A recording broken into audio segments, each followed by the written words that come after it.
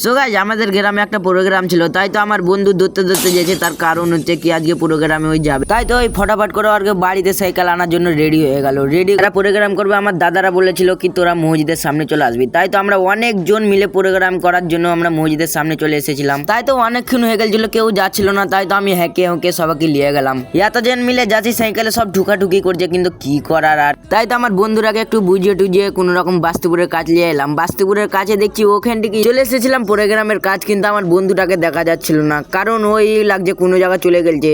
না না মানে আমার কাছে আছে। অত কিছু না ভেবে আমার দাদারা একটা করে সাইকেলে পোস্টার লাগাতে শুরু করেছে। তাই তো পোস্টার লাগা হয়ে গেলে আমার দাদারা বলে দিল কি চ চ এখন বেরিয়ে যায়। বেরিয়ে তো যাবো, তাই তো আমাকে একটু দেখালাও একটু হালকা করে। লা লা লা লা লা লা লা লা লা লা বাদাও বাদাও।